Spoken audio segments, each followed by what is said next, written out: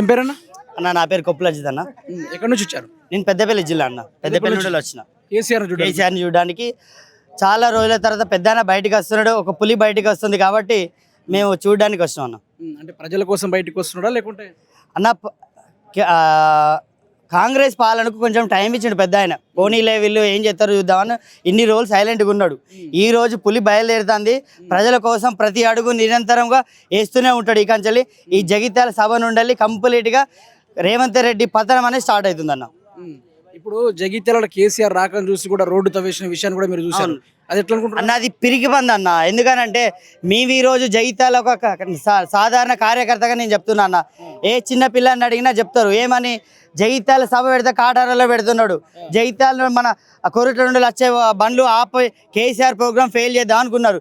కాకపోతే కేసీఆర్ వచ్చేది ఇక్కడ ఏదో రాజకీయం గురించి కాదు, దేని గురించి కాదు, ప్రజల గురించి, ప్రజలు పడే అవస్థల గురించి వస్తున్నారు. దానివల్ల ఎన్ని రోడ్లు ఖరాబ్ చేసినా, ఎన్ని బారిగేట్లు పెట్టినా, ఎంతమంది పోలీసులను పెట్టినా ఖచ్చితంగా దునుక్కొని ఇరుక్కొట్టుకొని మరి ఈ సభ హాజరవుతారు.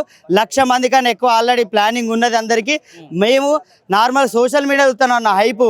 ఒక జగిత్యాలనే ఇక్కడ ఏదో మన జీవన్ రెడ్డి గారు వస్తున్నారు, ఇక్కడనే సంబరాలు కాదు, తెలంగాణ మొత్తం ఈరోజు సాయంత్రం స్పీచ్ కోసం ఎదురు చూస్తారు. ఖచ్చితంగా గ్రాండ్ సక్సెస్ అవుతుంది అని చెప్పి చెప్తారు. సక్సెస్ కాకుండా ఇక్కడ జగిత్యాలలో ఉన్న లోకల్ పీపుల్స్ ని రానియకుండా కూడా కట్టడిస్తున్నట్టు కూడా ఇన్ఫర్మేషన్ రావడం కూడా జరిగింది. అందరికి తెలియని విషయం ఏంటంటే ఈ రోజు సాయంత్రం జగిత్యాలలో కరెంట్ 5 నుండి 6 దాకా మెయింటెనెన్స్ గా తీసేస్తారని మాకు తెలిసింది సామాన్య కార్యకర్తగా. ఫేస్బుక్ లో చూసిన. ఇంకోటి ఏంటంటే 500 మనిషికి 500 నుండి 1000 రూపాయలు ఇచ్చి ఆర్టీసీ బస్సులు పెట్టి కాటారాన్ని తీసుకుపోతారు. తీసుకుపోయి సాయంత్రం దాకా ఆన్నే ఉంచి ఈ జగిత్యాల సభను ఫెయిల్ చేద్దామనే పకడ్బందీగా ప్లాన్ చేసుకొని రేవంత్ రెడ్డి పెద్ద కుట్రలు చేస్తాడు. అలానే ఇక్కడున్న ఎమ్మెల్యే కూడా ఆయన మా కేటీఆర్ అన్నాడు ఏ బ్రీడో తెలియదు, అది పనికిరాని బ్రీడు.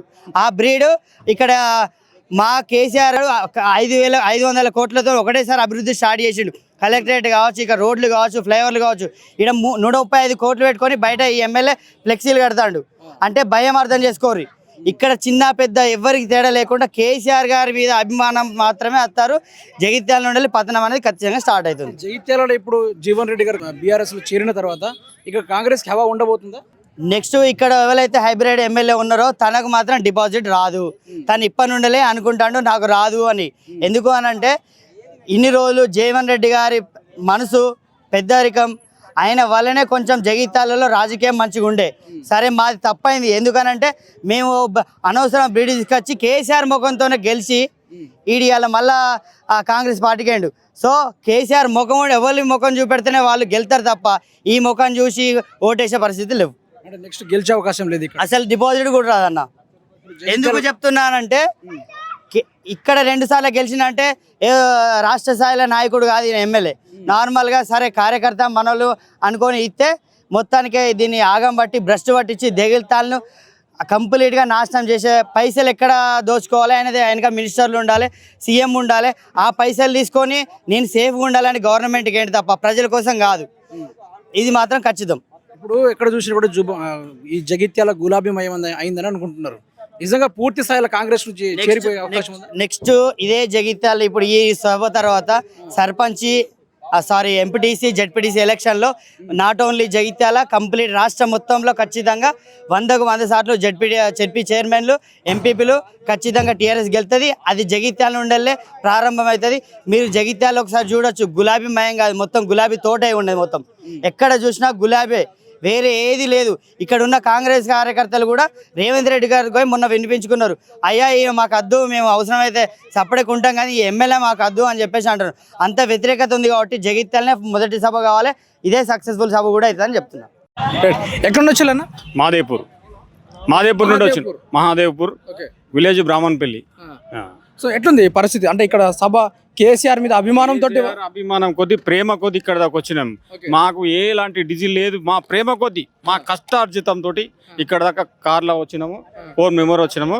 చాలా మంది వస్తున్నాం. మా పక్కెంబడి నసరువేలులో రేవంత్ రెడ్డి మీటింగ్ ఉన్నా కూడా వాళ్ళందరూ అక్కడ ఎవరు కూడా లేరు. అక్కడ నుండి ప్రేమ కొద్ది ఎవరి డబ్బులు వాళ్ళు పెట్టుకొని ఇక్కడ దాకా వచ్చినాం. కాకపోతే ఏంటంటే మాకు ఇంత ముందు రైతు బంధు వచ్చేది, ఇప్పుడు రైతు బంధు రావట్లేదు, ఒక్కసారి వేసిండు. అయినా కూడా అది కొంత వరకే. ఇప్పుడు మాకు 5 ఎకరాలు ఉంటే 1 ఎకరానికి వచ్చినాయి, మొన్న ఎకరానికి వచ్చినాయి. మళ్ళీ ఇప్పుడు నిన్న ఏం చెప్పిండంటే ఇలా వస్తాయని చెప్పిండు. ఎట్లుంది ఈ గవర్నమెంట్ వచ్చిన తర్వాత ఏ విధంగా ఉంది అభివృద్ధి పనులు? మేము కార్యక్రమాలు బరాబర్ చేస్తున్నాం అన్నట్టుగా మాట్లాడుతా ఉన్నారు. తట్టెడు మట్టి పోయలే, ఇప్పటికి కూడా ఎలాంటి పని జరగలే మా మాదేపూర్లో, మా మండల్లో ఎలాంటి ఒక చిన్న పాయింట్ పని కూడా జరగలేదు. ఇప్పటి గ్రామ పంచాయతీలకు ఏ ఫండ్స్ కూడా రాలేదు, ₹1 కూడా నాలీలకు కూడా పెట్రోల్ లేకుండా, డీజిల్ లేకుండా, ఏం బండ్లు కూడా ఖాళీగా ఉంటాను. ఇంతకుముందు బాగా బ్రహ్మాండంగా రోడ్లు నీట్గా ఉంటుండే. వాళ్ళకు గ్రామ పంచాయతీ వాళ్ళు ఏమంటారంటే మాకు డీజిల్కి డబ్బులు లేవు, మా బండ్లు పెడతలేము మేము, మాకు డీజిల్ లేక అని మాట్లాడుతున్నాం. ఇప్పుడు మీ మహాదేవ్పూర్ గ్రామం పక్కనే ఆనుకొని ఉంటుంది, అంటే కాళేశ్వరం ఆనుకొని ఉంటుంది. 2 కిలోమీటర్లు 17 కిలోమీటర్లు ఆనుకొని ఉంటుంది కదా. అది కూలిపోయింది, కుంగిపోయింది, ప్రాపగండలో వేస్తా ఉన్నారు కదా కాళేశ్వరం ప్రాజెక్టు మీద. అది నిజంగా కూలిపోయిందని మీరు దగ్గర కూలిపోలేదు, అది అక్కడికి పైనుండి కూడా వరద పోయింది. పెద్ద బాగా వర్షాలు వచ్చినాయి, పైనుండి కూడా వరద పారింది. ఏం కింద కూడా జరగలేదు, కాకపోతే చిన్న క్రాకు, ఆ క్రాకు అట్లనే ఉన్నది, ఇంకేం జరగలేదు అక్కడ. మళ్ళీ అట్లా గేట్లు వేసినా కూడా నీళ్ళు ఆగడానికి రెడీలో ఉన్నాయి, కాకపోతే వీళ్ళ నిర్లక్ష్యంతో నీళ్ళు ఆపట్లేదు. దాని మీద అబండాలు వేస్తా ఉన్నారు. వాళ్ళు ఏంటంటే కూలిపోయింది, కుంగిపోయింది అని అంటారు. అవునవును.